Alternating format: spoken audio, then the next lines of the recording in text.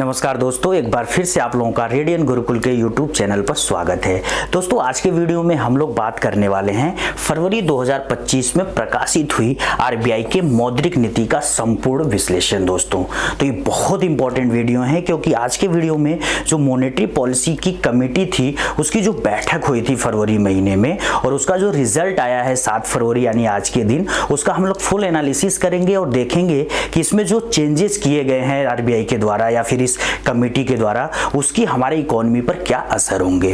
तो ये वीडियो आपके लिए बहुत इंपॉर्टेंट है। आपके आने वाले एग्जाम में इस वीडियो से 100% क्वेश्चन बनेंगे दोस्तों, तो बिल्कुल वीडियो को लास्ट तक देखिएगा। और सबसे इंपॉर्टेंट चीज, जो भी दोस्त चैनल पर नए हैं वे चैनल को सब्सक्राइब कर लेंगे ताकि उनको लगातार इस तरह के और भी वीडियोस मिलते रहें। तो दोस्तों, आज के सेशन को पहले हम लोग एक क्वेश्चन के साथ स्टार्ट करते हैं। तो ये क्वेश्चन आपसे क्या पूछा जा रहा है, RBI has reduced the repo rate by how much percent in February 2025 for the first time in almost 5 years। यानी कि 5 सालों का रिकॉर्ड तोड़ते हुए आरबीआई ने इस बार जो काम किया है, पहली बार रेपो रेट को कट किया है फरवरी 2025 में। तो देख लो, लगातार 5 सालों से ट्रेंड बना हुआ था इंडिया में कि रेपो रेट को या तो बरकरार रखा जा रहा था या तो थोड़ा बहुत उसमें इंक्रीमेंट कर दिया जा रहा था। लेकिन 5 सालों में ऐसा पहली बार हुआ कि 7 फरवरी 2025 के दिन आरबीआई की जो मॉनेटरी पॉलिसी कमेटी है उन्होंने रेपो रेट को कट कर दिया। अब इससे आपकी इकोनॉमी पर या फिर आप पर क्या फर्क पड़ेगा उसका फुल एनालिसिस करेंगे, लेकिन उसके पहले आंसर इसका देख लेते हैं। तो कितना पॉइंट इन्होंने या फिर कितना परसेंट इन्होंने कट किया है, तो वह है 25 बेसिस पॉइंट। अब देखिए, जो 25 बेसिस पॉइंट से इसका मतलब क्या है, आरबीआई अपनी भाषा में बताता है कि भाई हम 1% को 100 बेसिस पॉइंट्स में क्या करते हैं, डिवाइड करते हैं। तो अगर मान लो मैंने 25 बेसिस पॉइंट कट किया है तो इसका मतलब कहीं ना कहीं आपको यह समझना है कि 1/4% इन्होंने इंटरेस्ट रेट को कट किया है। और इसको और आसान भाषा में कहूं तो 0.25 यहां पे जो रेपो रेट है उसको कट कर दिया गया है। अब यहाँ पे चीज एक और समझते हैं दोस्तों। देखिए, सबसे पहले तो आप ये जान लो कि एमपीसी की थोड़ी सी हिस्ट्री मैं आपको बता दूं, ये आपके एग्जाम के लिए बहुत इंपॉर्टेंट है। एमपीसी का जो एग्जिस्टेंस होता है दोस्तों, यानी कि एस्टेब्लिशमेंट होता है, वो 2016 में होता है। तो 2016 से पहले भारत में जो मौद्रिक नीति होती थी वो पूरी तरीके से आरबीआई के कंट्रोल में होती थी और आरबीआई के जो गवर्नर होते थे वो जो डिसीजन ले लेते थे वही भारत में मौद्रिक नीति मान ली जाती थी। लेकिन 2016 में मोदी जी कहते हैं कि जी ऐसा नहीं होगा कि हम आरबीआई को फुल मोनोपोली दे दें मॉनेटरी पॉलिसी के मुद्दे पर। हम यहाँ पे मॉनेटरी पॉलिसी को अब एक कमेटी के थ्रू रेगुलेट करेंगे जिसका नाम उन्होंने रखा मौद्रिक नीति समिति। और बोला कि इस समिति में 6 मेंबर होंगे, जिसमें से जो 3 मेंबर होंगे दोस्तों वो आरबीआई की तरफ से होंगे और 3 मेंबर यहाँ पे जो है कि गवर्नमेंट ऑफ इंडिया यानी कि भारत सरकार की तरफ से होंगे। लेकिन अभी भी मोदी जी कह रहे हैं कि इस समिति का जो हेड होगा वो आरबीआई का गवर्नर ही होगा, लेकिन जो निर्णय लिए जाएंगे, अभी तक जो गवर्नर कह देता था वही हो जाता था, वो अब नहीं होगा। अब ये 6 लोग मिलकर यहाँ पे जो निर्णय लेंगे वही माना जाएगा और अगर डिस्प्यूट होगा तो बीच में वोटिंग करा ली जाएगी। तो अब इस तरह का हमारा सिनेरियो है दोस्तों। तो 2016 में जब एमपीसी बनी तो उस समय यहां पर एक और चेंज किया गया कि इसकी बैठक को हर 2 महीने पे कंडक्ट किया जाने लगा। तो अगर भारत में आज के डेट में आपसे पूछा जाए कि मौद्रिक नीति समिति की बैठक हर कितने महीने पे होती है, तो आफ्टर 2 मंथ्स पे होती है। और इस बार की जो बैठक थी उसका जो डेट था फरवरी 5 से लेकर 7 के बीच, वो दोस्तों आरबीआई के मॉनेटरी पॉलिसी कमेटी की कौन सी बैठक थी, तो वो 53rd मीटिंग थी। अब इस 53rd मीटिंग का जो सबसे बड़ा आउटकम था वो रेपो रेट को कम करना। साथ ही दूसरा जो इसका बड़ा आउटकम था वो first advance estimates of RBI. तो आरबीआई ने यहीं पर प्रथम अग्रिम अनुमान भी लगा दिया।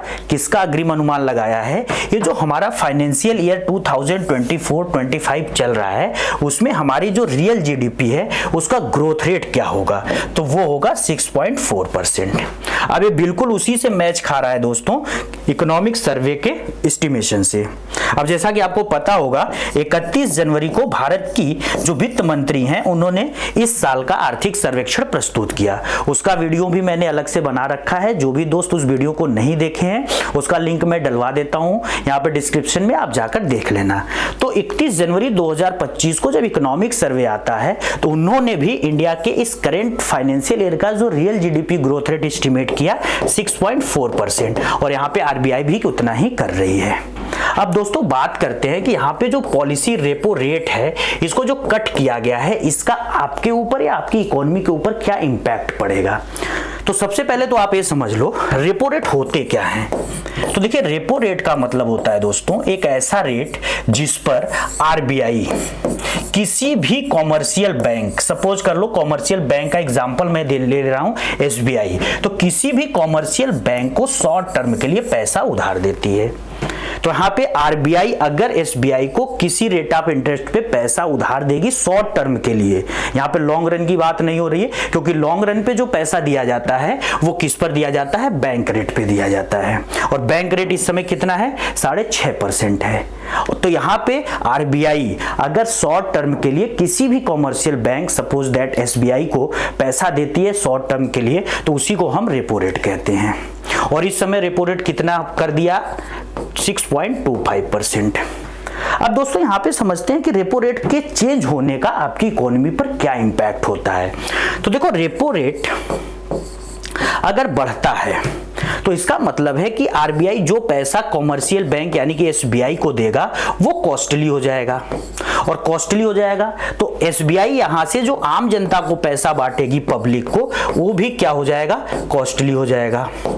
तो इसका मतलब होता है कि इकोनॉमी में जब इन्फ्लेशन होता है, इन्फ्लेशन का मतलब होता है कीमतों का लगातार बढ़ना, और कीमतें लगातार इसलिए बढ़ती हैं क्योंकि लोग ज्यादा सामान खरीदते हैं, और ज्यादा सामान खरीदने के पीछे कारण ये बताया जाता है कि लोगों के पास मनी सप्लाई ज्यादा है। तो अगर उनके मनी सप्लाई को कम करना है तो इस एसबीआई से जो पैसा पब्लिक के पास जा रहा है उसको कम कर दो, और ये तब कम होगा जब एसबीआई से जो पैसा पब्लिक के पास जा रहा है वो कॉस्टली हो जाए, तो बहुत सारे लोग यहाँ पे पैसा नहीं लेंगे। तो आरबीआई क्या करती है, हर बार जब भी उसको इन्फ्लेशन को टैकल करना होता है, खत्म करना होता है, तो वो रेपो रेट को बढ़ा देती है।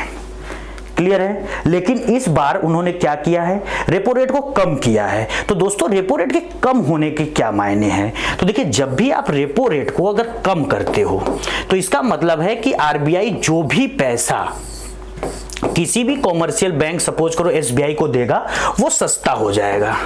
तो यहाँ पे जो लोन होंगे एसबीआई के पास जो आएंगे आरबीआई के थ्रू पैसे वो सस्ते हो जाएंगे, फिर एसबीआई यहाँ से आम जनता को जो पैसा देगी पब्लिक को वो भी क्या हो जाएगा, सस्ता हो जाएगा, यानी कि वो भी लो रेट ऑफ इंटरेस्ट पे पैसा एसबीआई से ले सकेंगे। तो यहाँ पे पब्लिक के पास जो मनी सप्लाई होगी वो थोड़ी सी बढ़ जाएगी, और जब मनी सप्लाई यहाँ पे इंक्रीज होगी, इकोनॉमी में मनी सप्लाई पंप होगी, तो आप देखोगे कि जो रिसेशन वाली कंडीशंस होती हैं, रिसेशन का मतलब होता है दोस्तों मंदी।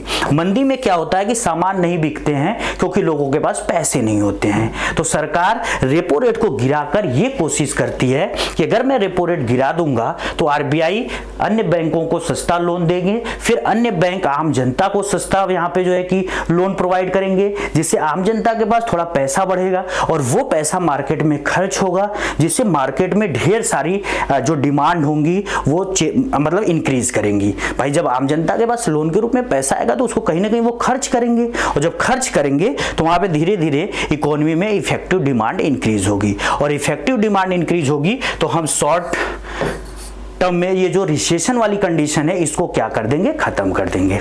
तो एक बार फिर से बिल्कुल ध्यान से सुनना दोस्तों, अगर इकोनॉमी में इन्फ्लेशन की कंडीशन है, कीमतें लगातार बढ़ रही हैं, तो उस समय रेपो रेट को क्या किया जाता है, बढ़ा दिया जाता है। और अगर इकोनॉमी में रिसेशन की कंडीशन है, कीमतें गिर रही हैं, लोग सामान नहीं खरीद पा रहे हैं, तो उस सिचुएशन में क्या किया जाता है, रेपो रेट को कम कर दिया जाता है। तो यानी कि 7 फरवरी को, अब बात आप मुझे बताओ कि 7 फरवरी 2025 को आरबीआई ने जो रेपो रेट कम किया है, उसका मतलब हम ये मान सकते हैं कि इकोनॉमी में कहीं ना कहीं रिसेशन के जो सिम्टम्स हैं वो दिख रहे हैं दोस्तों। और इसीलिए यहाँ पे आप एक चीज याद रखिएगा कि आरबीआई ने इसको कम किया है ताकि समय रहते ही हम लोग यहाँ पे अपनी इफेक्टिव डिमांड को क्या कर लें, इंक्रीज कर लें दोस्तों। अब यहाँ पे एक चीज और आपको समझा देता हूं, सीआरआर और एसएलआर का दोस्तों। देखिए अब ये जो सीआरआर होता है और एसएलआर होता है ये रिजर्व कॉन्सेप्ट होते हैं, ठीक है। रिजर्व कॉन्सेप्ट का मतलब होता है कि आरबीआई किसी भी कॉमर्शियल बैंक को बोलता है कि तुम्हारे पास जो भी डिपॉजिट आता है आम जनता के थ्रू, तुम उसको पूरा बिजनेस में नहीं लगाओगे, तुम उसका एक पर्टिकुलर हिस्सा अपने पास रिजर्व रखोगे और कुछ हिस्सा मेरे पास रिजर्व रखोगे। तो कोई भी कॉमर्शियल बैंक अपने डिपॉजिट का जितना हिस्सा आरबीआई के पास रिजर्व रखता है उसको बोला जाता है सीआरआर यानी कि कैश रिजर्व रेशियो। और करेंटली ये कितना चल रहा है 4% 7 फरवरी 2025 के अनुसार। और एसएलआर का मतलब होता है कि अगर किसी कॉमर्शियल बैंक के पास डिपॉजिट आता है तो उसका जो हिस्सा वो अपने पास रिजर्व रखता है, यानी कि एसबीआई अगर यहाँ पे अपने पास पैसा रखता है रिजर्व के रूप में अपने डिपॉजिट का तो वो एसएलआर हो जाएगा, जो इस समय कितना परसेंट चल रहा है 18%। तो आरबीआई रिसेशन को और इन्फ्लेशन को टैकल करने के लिए इन दोनों टूल्स का भी यूज करती है। अगर रिसेशन की कंडीशन है तो मनी सप्लाई पंप करना होगा इकोनॉमी में, तो ये जो रिजर्व वाला पैसा है उसको कम कर दिया जाएगा। तो आप देखोगे कि जब भी यहाँ पे सीआरआर और एसएलआर को कम किया जाता है इसका मतलब है कि इकोनॉमी में रिसेशन के सिम्टम्स हैं और उनको खत्म करना है। और जब आरबीआई सीआरआर और एसएलआर को इंक्रीज करती है तो इसका मतलब है कि ऑलरेडी इकोनॉमी में बहुत पैसा है, सरकार मनी सप्लाई को यहाँ पे रोकना चाहती है, यानी कि इन्फ्लेशन की कंडीशन को वो टैकल करना चाहती है दोस्तों। तो आज के वीडियो में हम लोगों ने ये जो 7 फरवरी 2025 को जो आरबीआई के ये नए गवर्नर बने हैं संजय मल्होत्रा, उनके नेतृत्व में ये जो बैठक हुई पहली बैठक, उसमें जो भी मॉनेटरी पॉलिसी कमेटी के रिजल्ट्स आए उन पर इकोनॉमी पर क्या फर्क पड़ेगा, आपके जेब पर क्या फर्क पड़ेगा, उन सबका हमने डिटेल एनालिसिस किया दोस्तों। एक लास्ट इंफॉर्मेशन आपको यहाँ पे दे दूं कि इस बार की ये जो बैठक हुई है आरबीआई के 26 गवर्नर जो हैं संजय मल्होत्रा उनके नेतृत्व में हुई है। और ये संजय मल्होत्रा अभी जो है कि आरबीआई के जस्ट नए गवर्नर बने हैं और ये उनकी पहली बैठक थी। और पहली बैठक में ही इस व्यक्ति ने कमाल कर दिया, क्योंकि लगातार 5 सालों से जिस रेपो रेट को कभी कम नहीं किया गया था उसको इन्होंने बहादुरी के साथ यहाँ पे क्या किया है, कम किया है। तो आम जनता को यहाँ पे लोन सस्ते मिलेंगे, उनकी जो ईएमआई है किसी भी गुड्स या सर्विस की जिसको हम इक्वेटेड मंथली इंस्टॉलमेंट बोलते हैं वो कम होगा।